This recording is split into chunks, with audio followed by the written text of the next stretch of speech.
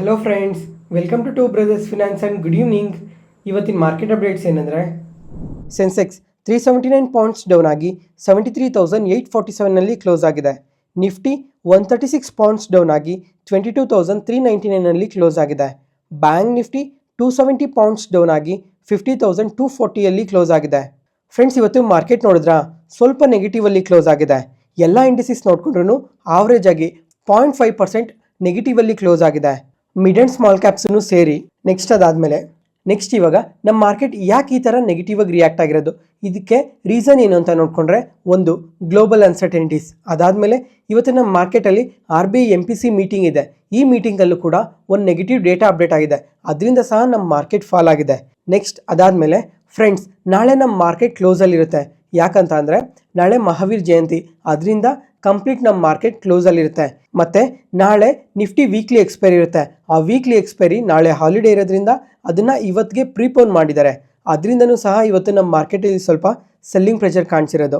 ಮತ್ತು ಅದಾದಮೇಲೆ ಇವಾಗ ನಾಳೆ ರಜಾ ಇರೋದ್ರಿಂದ ಓವರ್ ನೈಟಲ್ಲಿ ಏನು ಬೇಕಾದ್ರೂ ನ್ಯೂಸ್ ಅಪ್ಡೇಟ್ ಆಗಿ ಮಾರ್ಕೆಟ್ಸ್ ಯಾವ ಥರ ಬೇಕಾದ್ರೂ ಟರ್ನ್ ಆಗ್ಬೋದು. ಅದಕ್ಕೋಸ್ಕರ ಯಾರೂ ಟ್ರೇಡ್ಸ್ನ ಅಷ್ಟಾಗಿ ಕ್ಯಾರಿ ಮಾಡಲ್ಲ. ಆ ಸೆಲ್ಲಿಂಗ್ ಪ್ರೆಷರ್ ಕೂಡ ಇವತ್ತು ಮಾರ್ಕೆಟಲ್ಲಿ ಕಾಣಿಸಿದೆ. ಓವರ್ ಆಲ್ ಈ ಎಲ್ಲ ರೀಸನ್ಸಿಂದ ಈ ಥರ ನೆಗೆಟಿವ್ ಅಲ್ಲಿ ಕ್ಲೋಸ್ ಆಗಿರೋದು. ಮತ್ತು ಅದಾದಮೇಲೆ ಫ್ರೆಂಡ್ಸ್, ಇವಾಗ ನಮ್ಮ ಮಾರ್ಕೆಟ್ ಓಪನಿಂಗಲ್ಲಿ ನೋಡಿಕೊಂಡ್ರೆ ತುಂಬಾ ನೆಗೆಟಿವ್ ಆಗಿ ಓಪನ್ ಆಯಿತು. ಇದಕ್ಕೇನು ರೀಸನ್ಸ್ ಇದೆ, ಅದಾದಮೇಲೆ MPC ಮೀಟಿಂಗಲ್ಲಿ ಏನೇನು ಅಪ್ಡೇಟ್ಸ್ ಬಂದಿದ್ದಾವೆ ಅಂತ ಮಾತಾಡ್ಕೊಳೋಣ. ನಿನ್ನೆ ನಮ್ಮ ಮಾರ್ಕೆಟ್ ಕ್ಲೋಸ್ ಆಯಿತು. ನಮ್ಮ ಮಾರ್ಕೆಟ್ ಕ್ಲೋಸ್ ಆದಮೇಲೆ US ಮಾರ್ಕೆಟ್ ಓಪನ್ ಆಯಿತು. US ಮಾರ್ಕೆಟ್ ಓಪನಿಂಗಲ್ಲಿ ನೋಡಿಕೊಂಡ್ರೆ ತುಂಬಾ ಪಾಸಿಟಿವ್ ಆಗಿ ಓಪನ್ ಆಯಿತು. ಆವಾಗ ವಾಟ್ಸಪ್ ಚಾನಲಲ್ಲಿ ಆ ಇಮೇಜ್ನ ಸ್ಕ್ರೀನ್ಶಾಟ್ ತೊಗೊಂಡು ಕೂಡ ನಿಮಗೆ ಶೇರ್ ಮಾಡಿದ್ದೆ. US ಮಾರ್ಕೆಟ್ ತುಂಬಾ ಪಾಸಿಟಿವ್ ಆಗಿದೆ. ಇವಾಗ ಓಪನಿಂಗಲ್ಲಿ ನೋಡಿಕೊಂಡ್ರೆ ನ್ಯಾಸ್ಡ್ಯಾಕ್ ಎಬೋ 2% ಪಾಸಿಟಿವ್ ಆಗಿದೆ. ಮತ್ತು S&P 500 ನೋಡಿಕೊಂಡ್ರೂ ನಿಯರ್ಲಿ 2%ವರೆಗೂ ಪಾಸಿಟಿವ್ ಆಗಿದೆ ಅಂತ ವಾಟ್ಸಪ್ ಚಾನಲಲ್ಲಿ ಸ್ಕ್ರೀನ್ಶಾಟ್ನ ಶೇರ್ ಮಾಡಿದ್ದೆ. ಅದಾದಮೇಲೆ ಡೊನಾಲ್ಡ್ ಟ್ರಂಪ್ ಅವ್ರ ಕಡೆಯಿಂದ ಒಂದು ಸ್ಟೇಟ್ಮೆಂಟ್ ಬಂತು.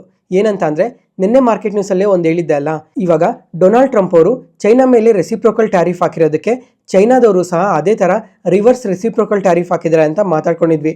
ಇವಾಗ ಅದನ್ನು ಡೊನಾಲ್ಡ್ ಟ್ರಂಪ್ ಅವರು ಇವಾಗ ನೀವು ರೆಸಿಪ್ರೋಕಲ್ ಟ್ಯಾರಿಫ್ ಏನು ಹಾಕಿದ್ರೆ US ಮೇಲೆ ಅದನ್ನು ತೆಗಿಲಿಲ್ಲ ಅಂದರೆ ಅಡಿಷ್ನಲ್ ಆಗಿ 50% ಟ್ಯಾರಿಫ್ ಹಾಕ್ತೀವಿ ಅಂತ ಸ್ಟೇಟ್ಮೆಂಟ್ಸ್ ಮಾಡಿದ್ರಲ್ಲ, ಅದನ್ನು ನಿನ್ನೆ ರಾತ್ರಿ ಕನ್ಫರ್ಮ್ ಮಾಡಿದ್ದಾರೆ.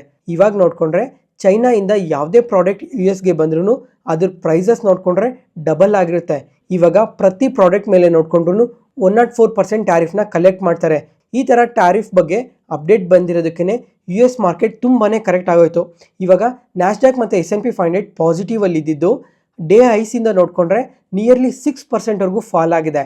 ಮತ್ತು ಡೇ ಎಂಡಲ್ಲಿ ನೋಡಿಕೊಂಡ್ರೆ 2% ನೆಗೆಟಿವಲ್ಲೇ ಕ್ಲೋಸ್ ಆಗಿದೆ. ಫ್ರೆಂಡ್ಸ್, ಇವಾಗ ಈ ಥರ ನೆಗೆಟಿವ್ ಆಗಿ ರಿಯಾಕ್ಟ್ ಆಗೋದಕ್ಕೆ ರೀಸನ್ ಏನಂದರೆ, ಈ ಎರಡು ಕಂಟ್ರೀಸ್ ಏನಿದ್ದಾವೆ, ಈ ಎರಡು ಕಂಟ್ರೀಸ್ ತುಂಬಾ ಪವರ್ಫುಲ್ ಕಂಟ್ರೀಸು. ಅದ್ರ ಜೊತೆಗೆ ಇವು ಟ್ರೇಡ್ಸ್ ನೋಡಿಕೊಂಡ್ರೂ ತುಂಬಾ ಹೈ ವಾಲ್ಯೂಮ್ಸಲ್ಲಿ ನಡೆಯುತ್ತೆ. ಇವಾಗ ಒಂದ್ಸಲ ಇಮೇಜ್ನ ಕ್ಲಿಯರಾಗಿ ನೋಡಿ. ಚೈನಾಯಿಂದ USಗೆ ಎಷ್ಟು ವರ್ತ್ ಆಫ್ ಗೂಡ್ಸ್ ಹೋಗುತ್ತೆ ಅಂತ ಗೊತ್ತಾಗುತ್ತೆ. ಈ ಇಮೇಜ್ನ ನೋಡಿ. 2023 ಪ್ರಕಾರ ನೋಡಿಕೊಂಡ್ರೆ ಚೈನಾಯಿಂದ USಗೆ ಎಷ್ಟು ವರ್ತ್ ಆಫ್ ಗೂಡ್ಸ್ ಹೋಗುತ್ತೆ ಅಂದರೆ $436 ಬಿಲಿಯನ್ ವರ್ತ್ ಆಫ್ ಗೂಡ್ಸ್ ಹೋಗುತ್ತೆ. ಅದೇ ಥರ US ಇಂದ ಚೈನಾಗೆ ಎಷ್ಟು ವರ್ತ್ ಆಫ್ ಗೂಡ್ಸ್ ಬರುತ್ತೆ ಅಂತ ನೋಡಿದ್ರೆ $154 ಬಿಲಿಯನ್ ವರ್ತ್ ಆಫ್ ಗೂಡ್ಸ್ ಬರುತ್ತೆ. ಇವಾಗ ಅದಕ್ಕೋಸ್ಕರನೇ ಈ ಥರ ಇಷ್ಟು ನೆಗೆಟಿವ್ ಆಗಿ ರಿಯಾಕ್ಟ್ ಆಗ್ತಾ ಇರೋದು. ಎಕ್ಸಾಂಪಲ್, ಇವಾಗ ಮುಂಚೆ ಚೈನಾಯಿಂದ ಯಾವುದೋ ಒಂದು ಪ್ರಾಡಕ್ಟ್ USಗೆ ಬಂದರೆ ಅದು $100 ವರ್ತ್ ಆಫ್ ಗೂಡ್ಸ್ ಆಗಿದ್ರೆ ಮುಂಚೆ $100ಗೆ ಕೊಡ್ತಾಯಿದ್ರು. ಆದರೆ ಇವಾಗ ಅಡಿಷ್ನಲ್ ಆಗಿ 104% ಟ್ಯಾಕ್ಸಸ್ನ ಕಟ್ಟಬೇಕಾಗುತ್ತೆ. ಆವಾಗ ಪ್ರಾಡಕ್ಟ್ ಪ್ರೈಸ್ ಅನ್ನೋದು ಡಬಲ್ ಆಗುತ್ತೆ. ಅದಕ್ಕೋಸ್ಕರನೇ ಇವಾಗ ಈ ಥರ ನೆಗೆಟಿವ್ ಆಗಿ ರಿಯಾಕ್ಟ್ ಆಗ್ತಾ ಇರೋದು.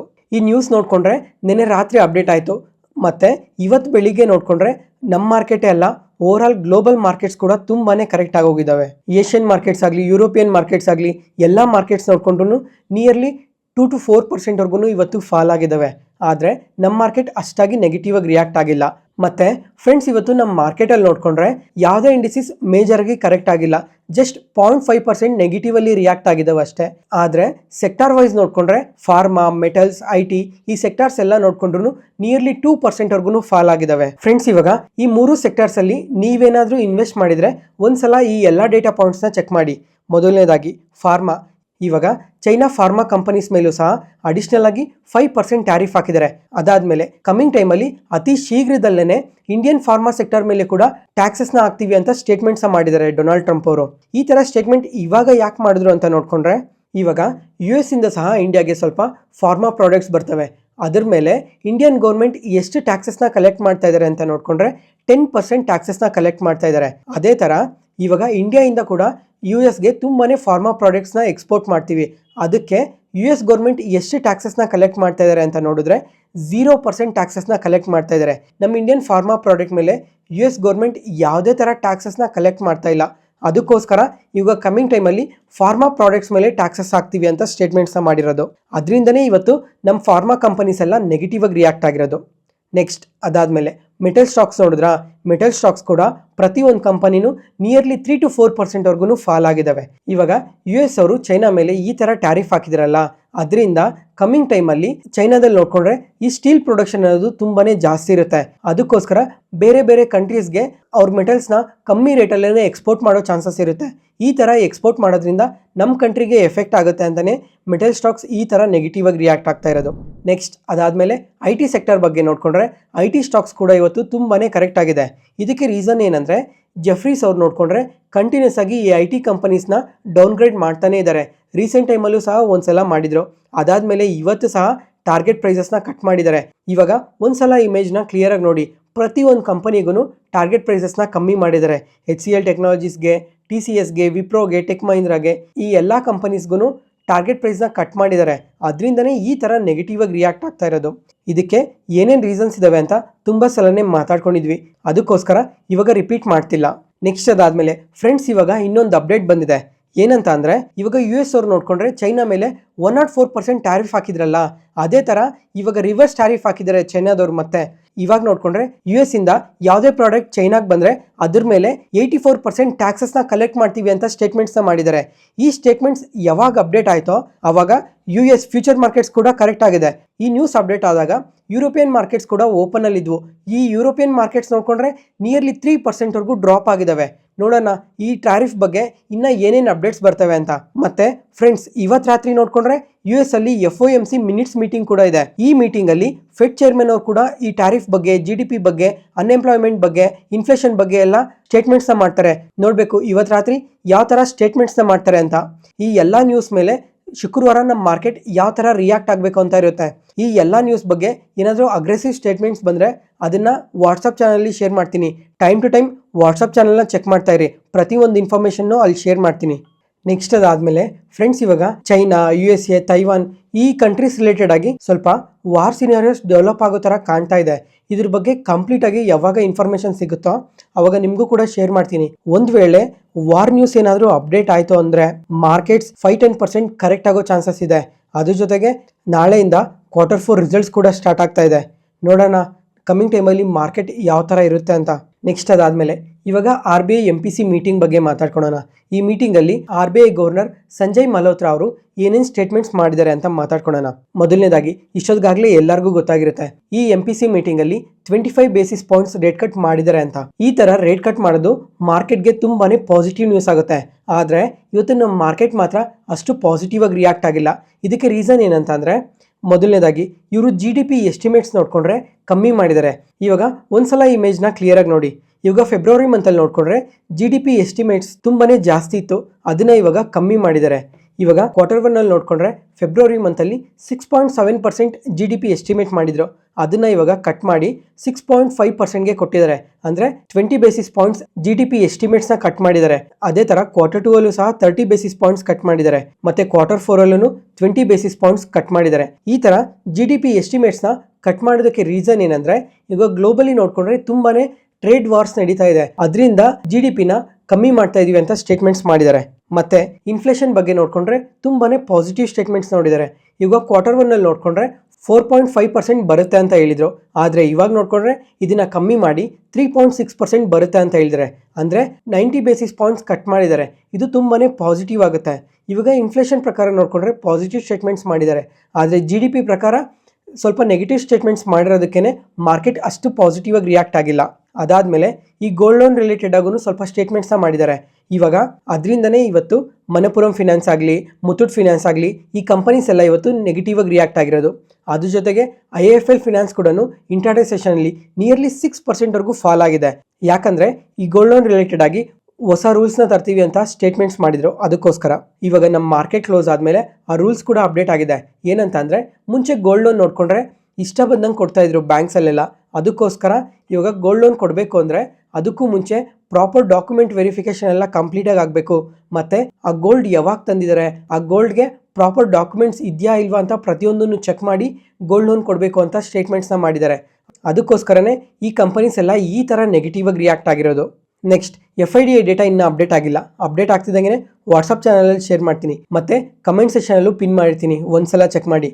ಫ್ರೆಂಡ್ಸ್, ಇವಾಗ ಮತ್ತೆ ಹೇಳ್ತಾ ಇದ್ದೀನಿ, ನಾಳೆ ಮಾರ್ಕೆಟ್ ಕ್ಲೋಸಲ್ಲಿರುತ್ತೆ ಮತ್ತು ಓವರ್ ನೈಟಲ್ಲಿ ಗ್ಲೋಬಲಿ ನೋಡಿಕೊಂಡ್ರೆ ತುಂಬಾ ಇನ್ಫಾರ್ಮೇಷನ್ ಅಪ್ಡೇಟ್ ಆಗುತ್ತೆ. ಅದಕ್ಕೋಸ್ಕರ ವಾಟ್ಸಪ್ ಚಾನಲ್ನ ಚೆಕ್ ಮಾಡ್ತಾ ಇರಿ. ಏನಾದರೂ ಇಂಪಾರ್ಟೆಂಟ್ ಇನ್ಫಾರ್ಮೇಷನ್ ಇದ್ದರೆ ವಾಟ್ಸಪ್ ಚಾನಲಲ್ಲಿ ಶೇರ್ ಮಾಡ್ತೀನಿ. ಈ ಚಾನಲ್ನ ಯಾರಾದರೂ ಹೊಸದಾಗಿ ನೋಡ್ತಾ ಇದ್ದರೆ ವಾಟ್ಸಪ್ ಚಾನಲ್ ಲಿಂಕ್ ಡಿಸ್ಕ್ರಿಪ್ಷನಲ್ಲಿ ಕೊಟ್ಟಿರ್ತೀನಿ, ಒಂದ್ಸಲ ಚೆಕ್ ಮಾಡಿ.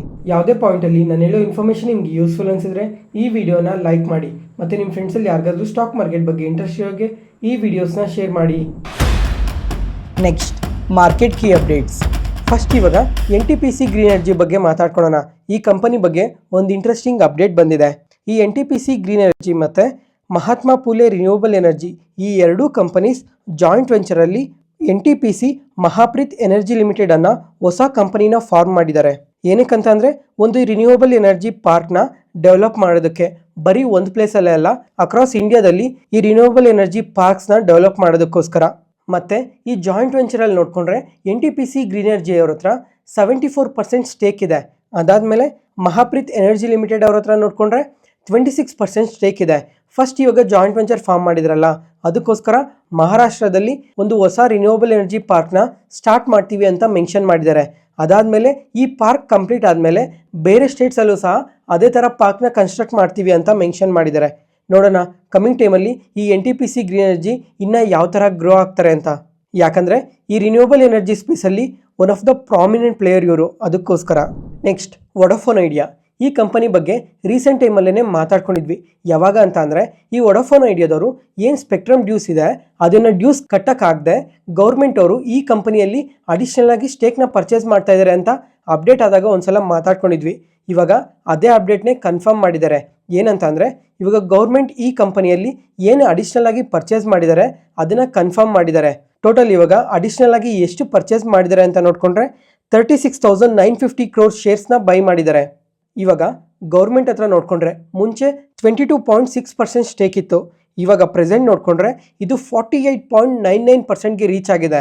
ಇವಾಗ ಈ ವೊಡಾಫೋನ್ ಐಡಿಯಾ ಕಂಪನಿಯಲ್ಲೇ ಹೈಯೆಸ್ಟ್ ಸ್ಟೇಕ್ ಯಾರ್ದಿದೆ ಅಂದರೆ ಅದು ಗೌರ್ಮೆಂಟ್ ಹತ್ರನೇ ಇದೆ. ನೋಡೋಣ ಇವಾಗ ಗೌರ್ಮೆಂಟ್ ಇಷ್ಟು ಸ್ಟೇಕ್ನ ಇನ್ಕ್ರೀಸ್ ಮಾಡ್ಕೊಂಡಿದ್ದಾರಲ್ಲ, ಅದಕ್ಕೋಸ್ಕರ ಕಮಿಂಗ್ ಟೈಮಲ್ಲಿ ಈ ವೊಡಾಫೋನ್ ಐಡಿಯಾ ಕಂಪನಿ ಯಾವ ಥರ ಗ್ರೋ ಆಗ್ತಾರೆ ಅಂತ. ಅದ್ರ ಜೊತೆಗೆ ಈ ವೊಡಾಫೋನ್ ಐಡಿಯಾದವ್ರು ನೋಡಿಕೊಂಡ್ರೆ ನೆಕ್ಸ್ಟ್ 3 ಇಯರ್ಸಲ್ಲಿ ಕೇಪೆಕ್ಸ್ ಪ್ಲಾನ್ ಬಗ್ಗೆ ಕೂಡ ತುಂಬ ಸಲನೇ ಅಪ್ಡೇಟ್ ಮಾಡಿದ್ದಾರೆ. ಏನಂತ ಅಂದರೆ 50,000 crores ಇಂದ 55,000 crores ವರ್ಗೂ ಕೇಪೆಕ್ಸ್ ಮಾಡ್ತೀವಿ ಅಂತ ತುಂಬ ಸಲನೇ ಹೇಳಿದರು. ಅದ್ರ ಜೊತೆಗೆ ನೋಕಿಯಾ ಜೊತೆ ಪಾರ್ಟ್ನರ್ಶಿಪ್ ಇದೆ. ಮತ್ತು ರೀಸೆಂಟ್ ಟೈಮಲ್ಲಿ ನೋಡಿಕೊಂಡ್ರೆ ಮುಂಬೈಯಲ್ಲಿ 5G ಎಕ್ಸ್ಪ್ಯಾನ್ಷನ್ ಮಾಡ್ತಾ ಇದ್ದಾರೆ. ಅದ್ರ ಜೊತೆಗೆ ಕಮಿಂಗ್ ಟೈಮಲ್ಲಿ ಇನ್ನು ಮಿಕ್ಕಿರೋ ಎಲ್ಲ ಸ್ಟೇಟ್ಸ್ಗೂ ಎಂಟರ್ ಆಗ್ತೀವಿ, ಮೈನ್ ಸಿಟೀಸಲ್ಲಿ 5G ನೆಟ್ವರ್ಕ್ನ ತರ್ತೀವಿ ಅಂತ ಮೆನ್ಷನ್ ಮಾಡಿದರು. ನೋಡೋಣ ಇವರು ಕಮಿಂಗ್ ಟೈಮಲ್ಲಿ ಇನ್ನೂ ಯಾವ ಥರ ಗ್ರೋ ಆಗ್ತಾರೆ ಅಂತ. ನೆಕ್ಸ್ಟ್ ಅದಾದಮೇಲೆ ಇವಾಗ HSBC ಅವರು 5 ಕಂಪನೀಸ್ನ ಪಿಕ್ ಮಾಡಿ ಈ 5 ಕಂಪನೀಸಲ್ಲಿ ಹೈ ಕನ್ವಿಕ್ಷನ್ ಇದೆ ಅಂತ ಹೇಳಿದ್ದಾರೆ. ಯಾಕಂದರೆ ಈ ಕಂಪನೀಸ್ ಏನಿದ್ದಾವೆ ಸ್ಟ್ರಾಂಗ್ ಪ್ರಾಫಿಟಬಿಲಿಟಿನ, ಅರ್ನಿಂಗ್ ಗ್ರೋತ್ನ ಪೋಸ್ಟ್ ಮಾಡೋ ಕಂಪನೀಸ್ ಅಂತ ಹೇಳಿದ್ದಾರೆ. ಮೊದಲನೇದಾಗಿ Reliance Industries, TVS motors, Shriram finance, ICICI bank, Adani ports ಈ 5 ಕಂಪನೀಸ್ನ ಪಿಕ್ ಮಾಡಿ ಹೈ ಕನ್ವಿಕ್ಷನ್ ಲಿಸ್ಟಲ್ಲಿ ಇಟ್ಕೊಂಡಿದ್ದಾರೆ. ಫಸ್ಟ್ ಇವಾಗ TVS ಮೋಟರ್ಸ್ ಯಾಕೆ ಅಂತ ಅಂದರೆ ಆಲ್ ಟೈಮ್ ಐಸಿಂದ ನೋಡಿಕೊಂಡ್ರೆ ಈ ಕಂಪನಿ ಎಬೋ 20% ಕರೆಕ್ಟ್ ಆಗಿದೆ. ಮತ್ತು ಈ ರೂರಲ್ ಡಿಮ್ಯಾಂಡ್ ಯಾವಾಗ ರಿಕವರ್ ಆಗುತ್ತೋ ಆವಾಗ ಈ ಕಂಪನಿಗೆ ಅದು ತುಂಬಾ ಅಡ್ವಾಂಟೇಜ್ ಇರುತ್ತೆ ಅಂತ ಹೇಳಿದ್ದಾರೆ. ನೆಕ್ಸ್ಟ್ ಅದಾದಮೇಲೆ ಶ್ರೀರಾಮ್ ಫಿನಾನ್ಸ್ ಬಗ್ಗೆ ಕೂಡ ಹೇಳಿದ್ದಾರೆ. ಈ ಕಂಪನಿಯಲ್ಲಿ ಅಸೆಟ್ ಕ್ವಾಲಿಟಿ ತುಂಬಾ ಚೆನ್ನಾಗಿದೆ ಅಂತ ಸ್ಟೇಟ್ಮೆಂಟ್ಸ್ನ ಮಾಡಿದ್ದಾರೆ. ನೆಕ್ಸ್ಟ್ ಅದಾದಮೇಲೆ ICICI ಬ್ಯಾಂಕ್. ಮಿಕ್ಕಿರೋ ಬ್ಯಾಂಕ್ಸ್ಗೆ ಕಂಪೇರ್ ಮಾಡಿಕೊಂಡ್ರೆ ಈ ಬ್ಯಾಂಕ್ ಮಾತ್ರ ಬೆಟರಾಗಿ ಗ್ರೋ ಆಗ್ತಾ ಇದ್ದಾರೆ. ಮತ್ತು ಅಸೆಟ್ ಕ್ವಾಲಿಟಿ ನೋಡಿಕೊಂಡ್ರೆ ಕಾನ್ಸ್ಟೆಂಟ್ ಆಗಿ ಗ್ರೋ ಆಗ್ತಾನೆ ಇದೆ ಅಂತ ಸ್ಟೇಟ್ಮೆಂಟ್ಸ್ನ ಮಾಡಿದ್ದಾರೆ. ಅದಕ್ಕೋಸ್ಕರನೇ ಇವರು ಈ ಬ್ಯಾಂಕ್ನ ಹೈ ಕನ್ವಿಕ್ಷನ್ ಲಿಸ್ಟಲ್ಲಿ ಇಟ್ಕೊಂಡಿರೋದು. ನೆಕ್ಸ್ಟ್ ಫೈನಲ್ ಆಗಿ ಅದಾನಿ ಪೋರ್ಟ್ಸ್. ಈ ಕಂಪನಿನಾದರೆ ಲಾಂಗ್ ಟರ್ಮಲ್ಲಿ ತುಂಬಾ ಒಳ್ಳೆ ಗ್ರೋತ್ ಇರುತ್ತೆ ಅಂತ ಹೇಳಿದ್ದಾರೆ. ಯಾಕಂದರೆ ಈ ಗೌರ್ಮೆಂಟ್ ಟ್ರೇಡ್ ಮತ್ತು ಇನ್ಫ್ರಾಸ್ಟ್ರಕ್ಚರ್ ಗ್ರೋತಿಂದ ಈ ಕಂಪನಿಗೆ ತುಂಬಾ ಅಡ್ವಾಂಟೇಜ್ ಇರುತ್ತೆ ಅಂತ ಹೇಳಿದ್ದಾರೆ. ಫ್ರೆಂಡ್ಸ್, ಇವಾಗ ಟ್ರೇಡ್ ವಾರ್ಸ್ ಏನು ನಡೀತಾ ಇದೆ ಅದರಲ್ಲಿ ಸ್ವಲ್ಪ ಅನ್ಸರ್ಟನಿಟೀಸ್ ಇರ್ಬೋದೇನೋ ಹೊರತು ಇನ್ನು ಲಾಂಗ್ ಟರ್ಮಲ್ಲಿ ನೋಡಿಕೊಂಡ್ರೆ ಈ ಕಂಪನಿಗೆ ತುಂಬಾ ಅಡ್ವಾಂಟೇಜ್ ಇರೋ ಚಾನ್ಸಸ್ ಜಾಸ್ತಿನೇ ಇದೆ. ಯಾಕಂದರೆ ಇಂಡಿಯಾದಲ್ಲಿ ಮೇಜರ್ ಪೋರ್ಟ್ಸ್ ಏನಿದ್ದಾವೆ, ಮೇಜರ್ ಪೋರ್ಟ್ಸಲ್ಲೆಲ್ಲ ಅದಾನಿ ಪೋರ್ಟ್ಸ್ ಅವ್ರ ಪ್ರೆಸೆನ್ಸ್ ಇದೆ, ಅದಕ್ಕೋಸ್ಕರ. ನೆಕ್ಸ್ಟ್ ಅದಾದಮೇಲೆ ಡಿಫೆನ್ಸ್ ರಿಲೇಟೆಡ್ ಆಗು ಒಂದು ಅಪ್ಡೇಟ್ ಬಂದಿದೆ.